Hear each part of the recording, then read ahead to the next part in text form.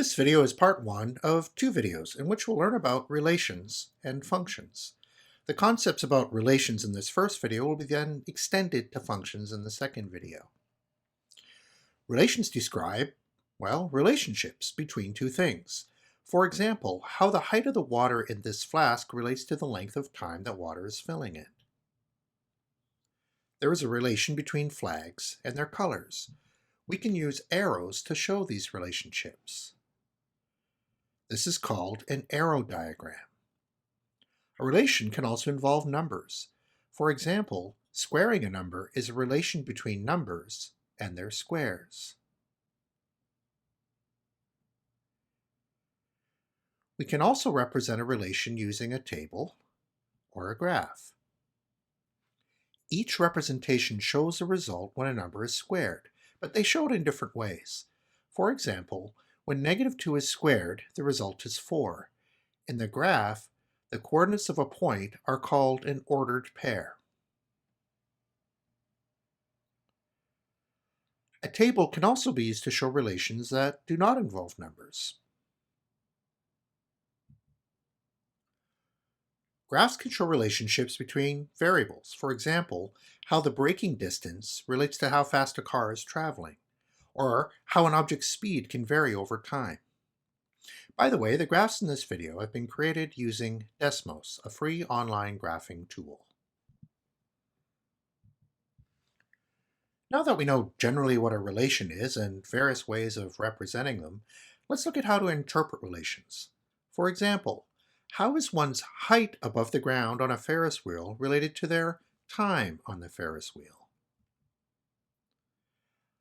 Let's represent this relation on a graph. What do you think this graph will look like?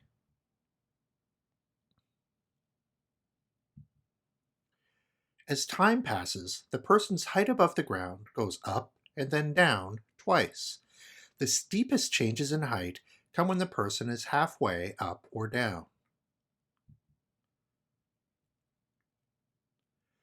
Let's apply what we have learned about interpreting relations to another example. The graph shows how one's distance from home relates to time, measured in minutes. Suppose that it represents a person's journey as they go between their home and a nearby park. To keep the situation simpler, let's assume that the person travels in a straight line directly between the home and the park. What does the graph tell you about the journey the person takes?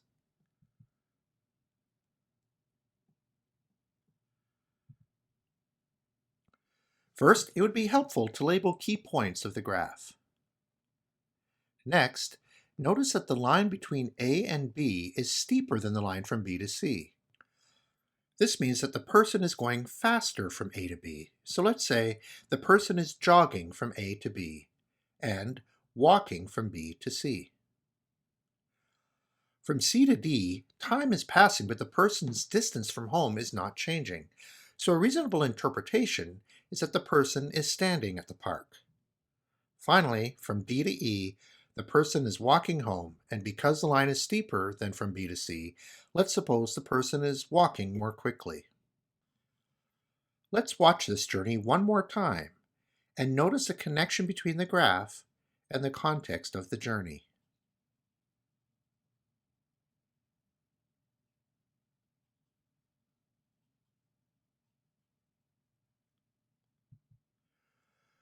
Let's next look at how to sketch graphs of relations.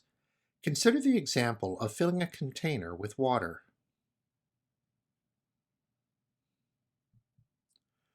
We can graph how the height of the water changes over time. Because a container has a constant width, the graph is a straight line. Suppose we have another container that is half the height of the first container but contains the same volume.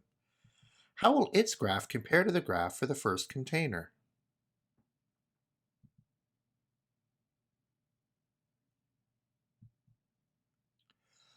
The new container is also of uniform width, so its graph will also be a straight line. But because its height is half of the first container, its graph will always be half the height of the first graph. Let's now consider a container that does not have a uniform width. Let's watch that again and notice how the height of the water changes over time. What do you think the graph of this relation would look like?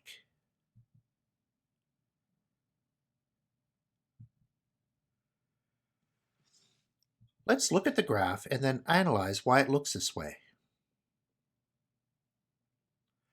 The container is widest at the bottom, so the water rises slowly at the beginning.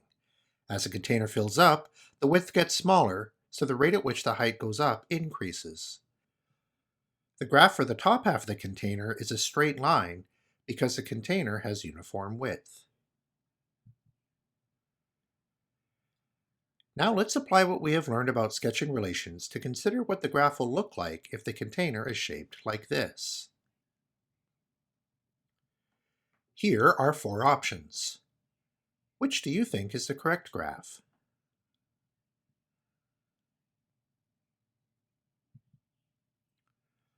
The top of the container has uniform width, so the end of the graph should be a straight line, but that's true for all of the graphs. Generally, the height will rise more quickly when the container is narrow compared to when it's wide. So the height will rise more quickly at the beginning, then slow down, then speed up again. So the correct graph is C, the one on the bottom right.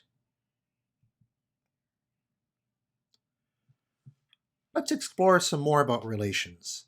As mentioned before, relations are between variables. In relations, one variable depends on another. For example, how far the person is from home depends on how long they have walked. How high the water is in the container depends upon how long the water has been poured. So one variable is called the dependent variable, and it typically is represented by the vertical axis. The other variable is called the independent variable, and it is typically represented by the horizontal axis. So the dependent variable depends on the independent variable.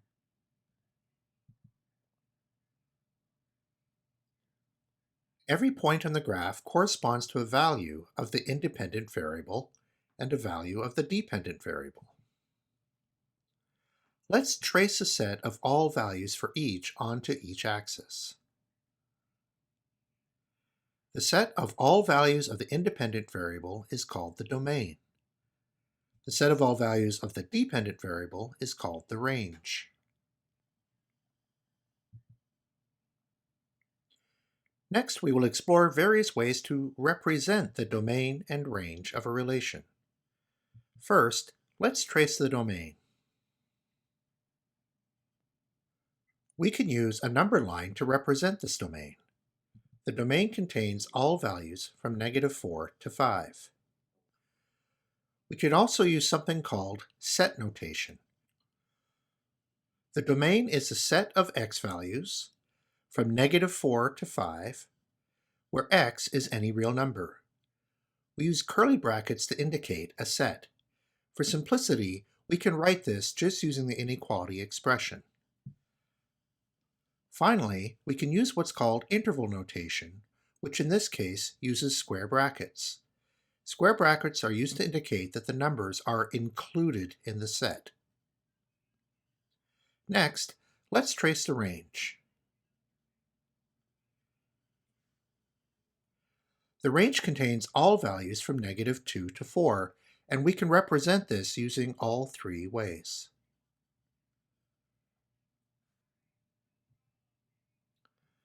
Now what if instead the point 51 was not included in the relation? This is represented by using a hollow point.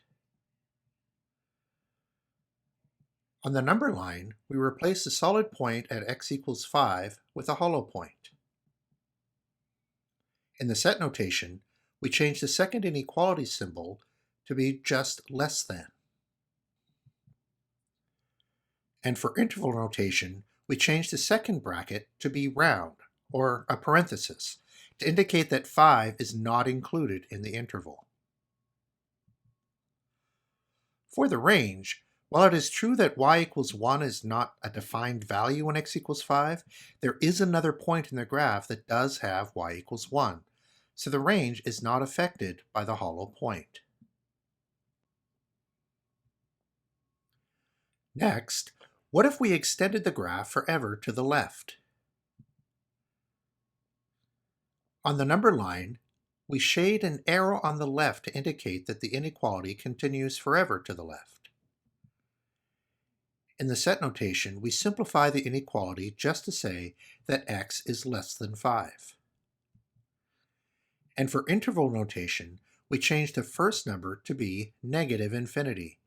We use a round bracket or parenthesis because negative infinity is not an actual number that is included in the interval.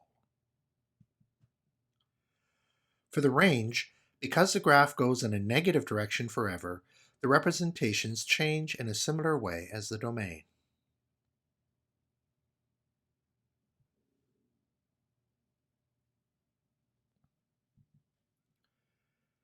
As a final example for this graph, how would we indicate the domain and range if the graph were just a set of discrete points? In this case, it is the values of the ordered pairs that we use. Set notation is a convenient representation for discrete points. The domain is a set of x values of the points, and the range is a set of the y values.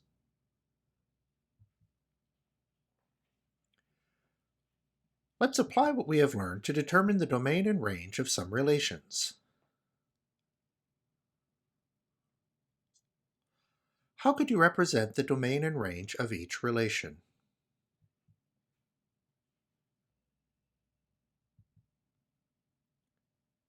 As we trace the domain and range of the relation, we see that both extend for all real numbers, so we can write inequality statements from negative infinity to positive infinity.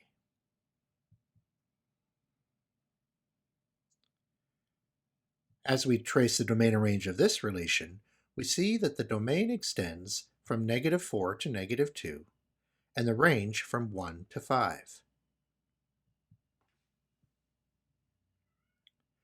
Finally, as we trace the domain and range of this final relation, we see that the domain is all real numbers, and the range is all values less than or equal to 3.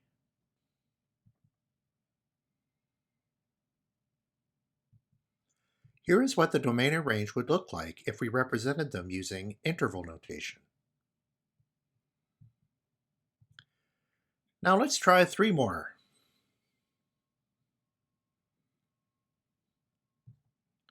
How could you represent the domain and range of each relation?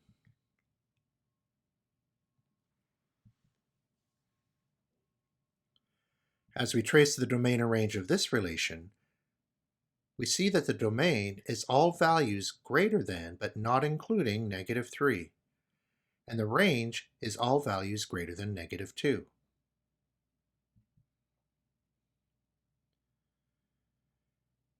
This relation is a set of discrete points, so we use the ordered pairs to state the domain using x values and the range using the y values.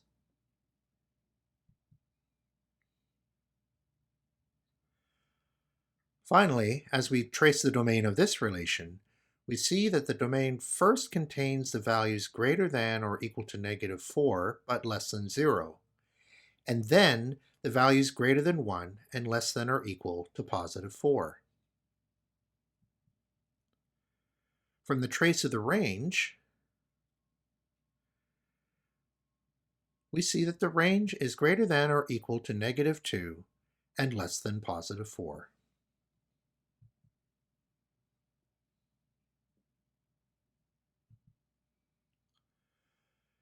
Sometimes a domain or range is limited by a context.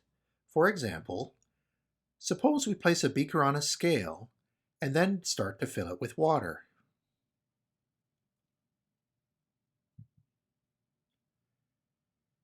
Here is a graph of the relation.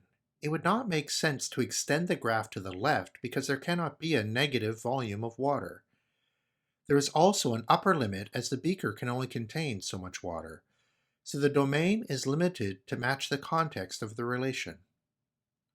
For a similar reason, the range is also limited.